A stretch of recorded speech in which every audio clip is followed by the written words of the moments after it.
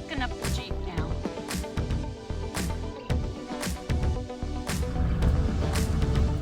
Cheese and cracker snap.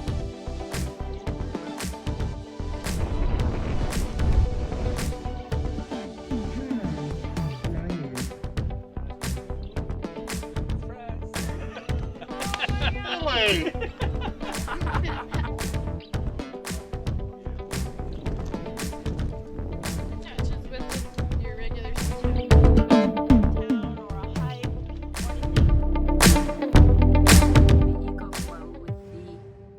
Fire before.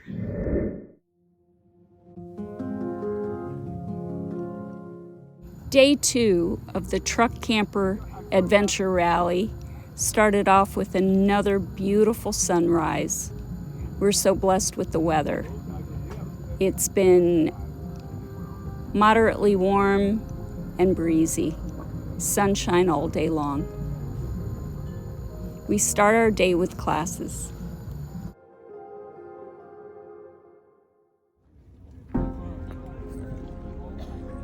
Power on. Line in. Our host, Mellow Mike, gave the first class on payload, which brought many questions. After that, we learned about laundry solutions and photography. From there, we check out the truck camper vendors.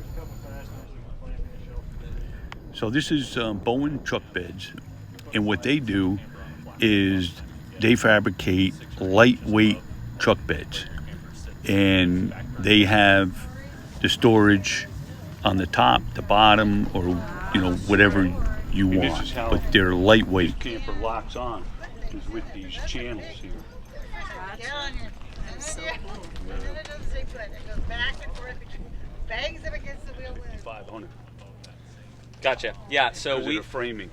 we actually just published a new page on the website Wednesday, which you probably haven't seen. No, I haven't. Specifically for chassis cabs, and the Chevy 5500 is on there. Is on there? Yeah. Oh. Wow. So, surprise. Oh my God. Yeah. Oh yeah, I'm gonna look it up then. Yeah, I really am interested.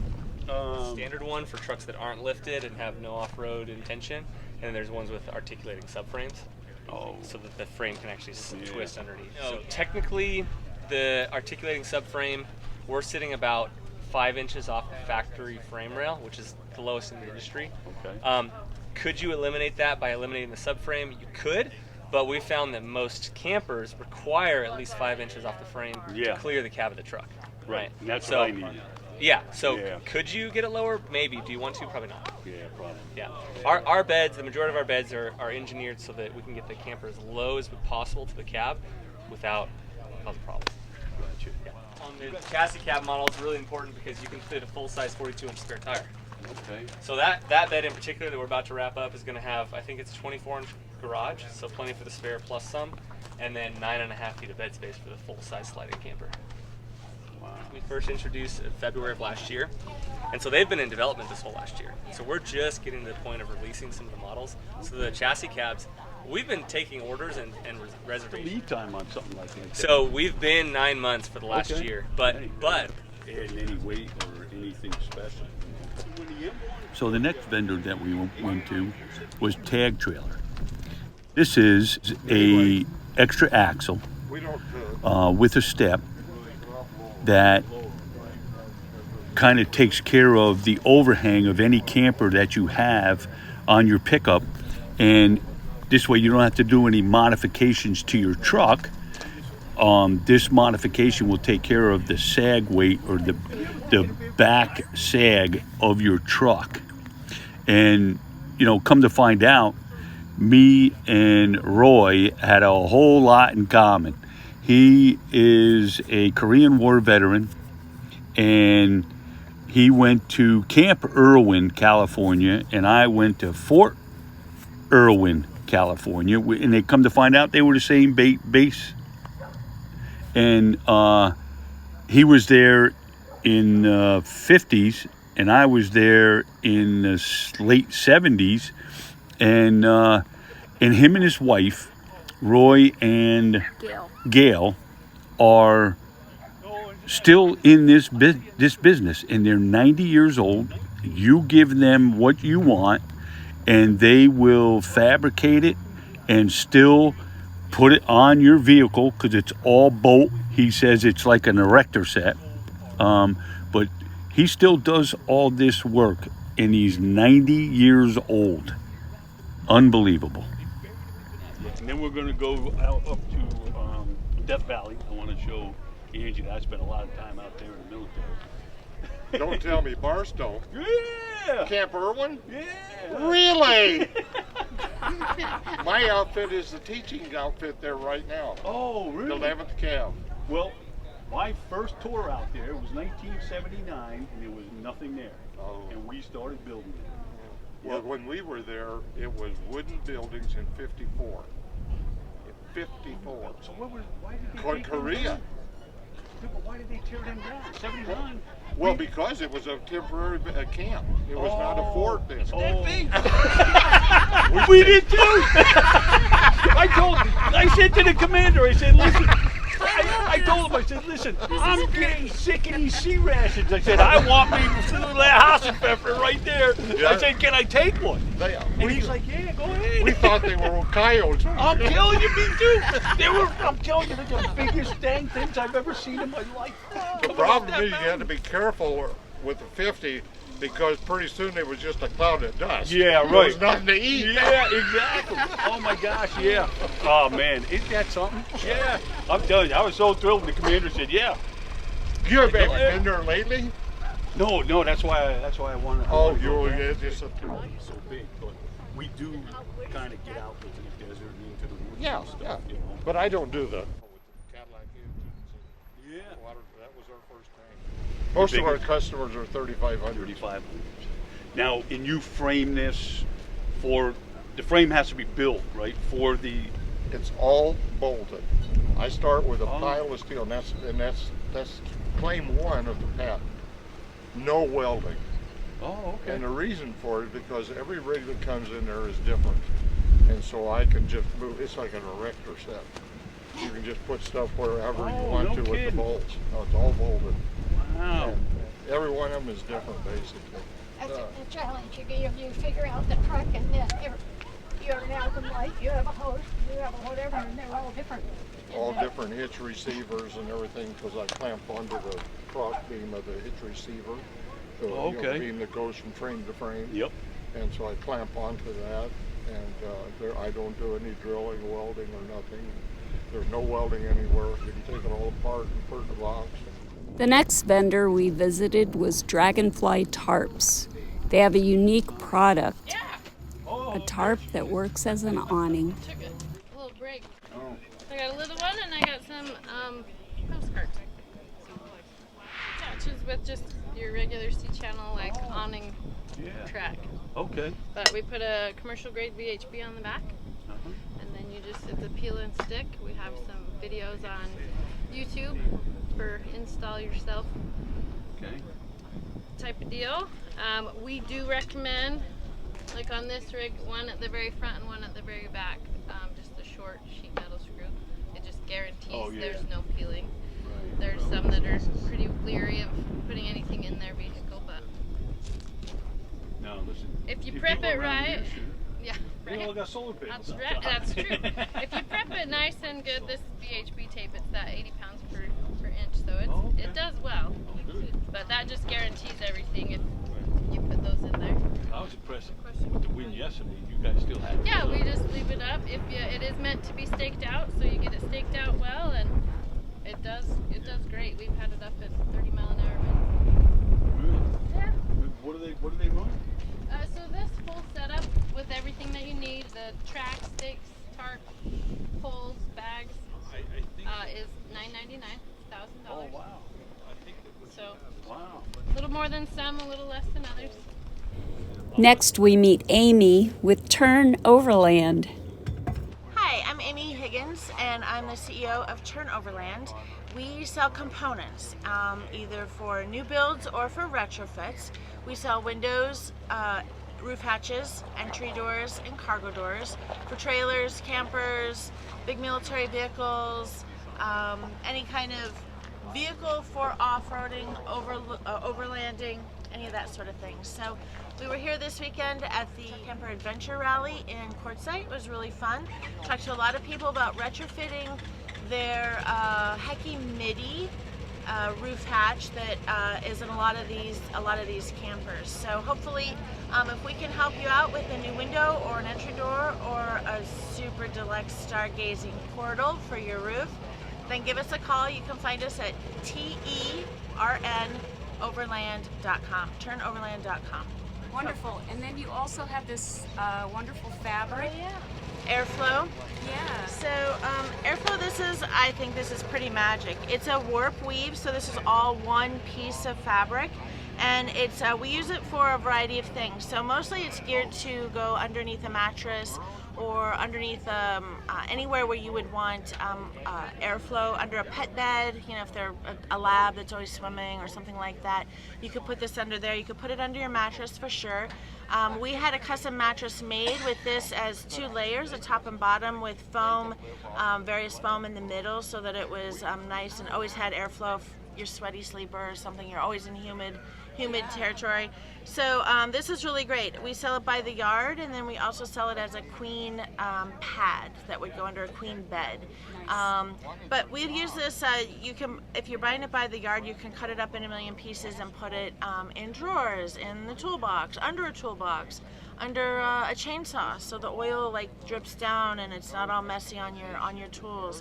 So there's a variety of things you can do this for, under the laptop, so the heat dissipates. So yeah, so airflow is really fun, and it's something that we love to sell to people as well. That's great. And your screen door really impressed me as well. Yes. So this is our Wildlands door. We have 3 different sizes. We have the trailer size, this is a mid-size, and then we have a full like 72-inch size. And this is just a thermal cover, so if you need privacy or it's chilly out. But this door is just a nice solid door. It's about 1.5 inches thick, and the cool thing is you can separate it. This can stay open at night. This can stay closed all night. It's got this fine mesh bug screen on the outside to keep the bugs out, but on the inside it's got this stainless steel woven mesh that's super, super tough. Like, we've tried to, you know, bust through it with various utensils, and we can't bust through it. The other cool thing is it's got a triple locking system. So we have 2 deadbolts and this. So at night when this is closed, and then you can lock it from the inside, it's super, super secure. The other thing that's cool is with this, if you can imagine this cover all the way off, this is a full screen, tons of airflow. You could leave a pet locked in here. You can lock it from the outside. You can leave a pet locked in here while you go out to town or a hike or anything, and no one's going to get that dog out, and that dog isn't going to tear up anything because it's got the stainless steel mesh inside. Right. Oh, that's wonderful. Thank you so much. Absolutely. Thank you. From there, we visited Steve and Cheryl, who have built their own truck camper. It's pretty amazing. They have their own YouTube channel where they share the entire build. I'll put the link below and in our description.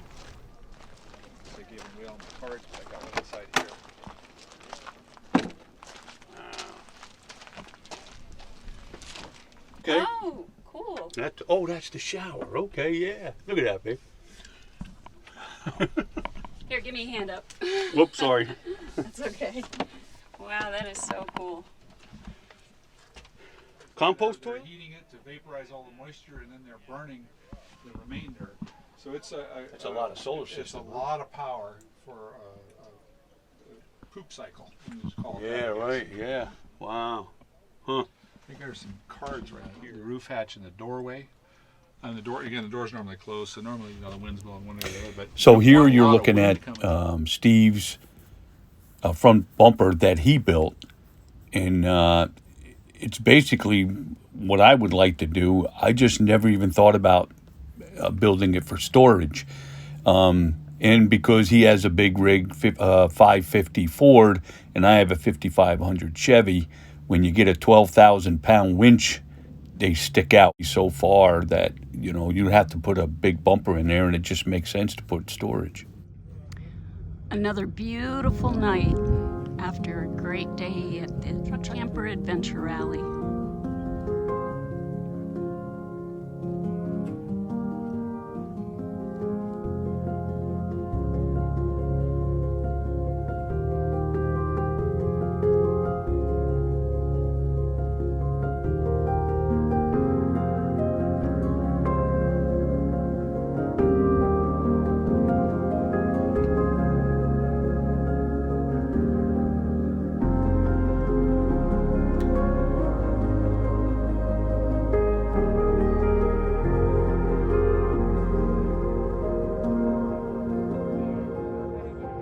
So peaceful out here. So Bob's charging the EcoFlow with the solar panels that he has on top of the Jeep. Makes it really nice. The EcoFlow is a solar generator, so it's really great and handy. The sky gets more beautiful each time I come out and record. Gorgeous.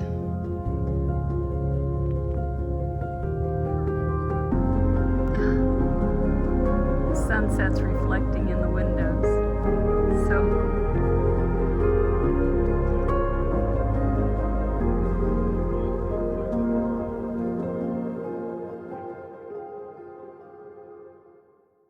nice fire before tonight's music. How you doing, babe? I'm doing good. Had an amazing time today. My gosh, met so many good people. I'm telling you, it is just amazing. The RV community. I mean, I don't care if you're a pickup camper, Class A, tag along, fifth wheel, it doesn't matter. The people are absolutely phenomenal. they are, and they'd give you the shirt off their back. They will. They'll help you with whatever, and that's the way we are. I mean, whatever anybody needs, everything I have here, tools, welder, whatever they need. I mean, somebody come over and needed the air compressor, not a problem. Yeah, I'm telling you, absolutely. And the classes have been enjoyable too. Really learned a lot, especially when you're just living off solar and you're living off water that's in your tank. And I realized we got a hotel on wheels. On wheels, right? Yeah, exactly. Yeah. So, but one thing I didn't realize is, even though you're not using power, if your inverter's on, the inverter actually uses power.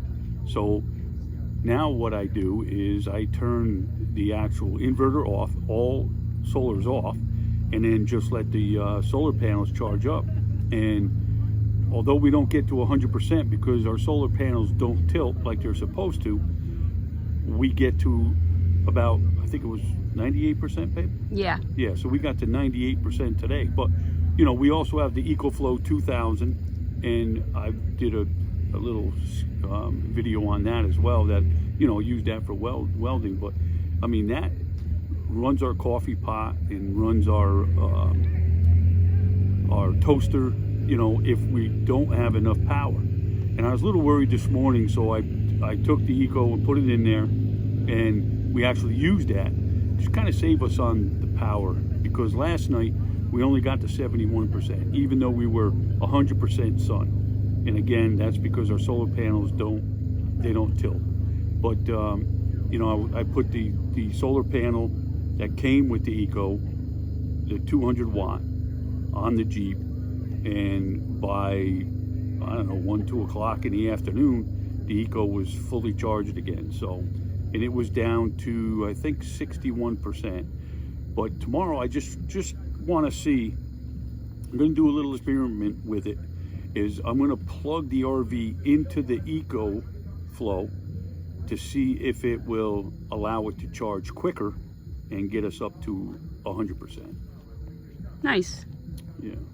So the last event for tonight is music, and that should be nice. It's going to be a little chilly tonight, and we have a full itinerary of classes for tomorrow. Yeah, and actually, you know, I figured some of the classes would have been boring because we do solar, you know, we do the suspension and the upgrades and all that, but we still learned a lot. Yeah, we did. I mean,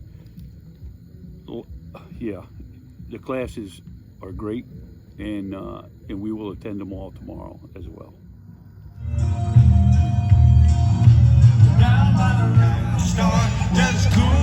So we want to thank you for watching.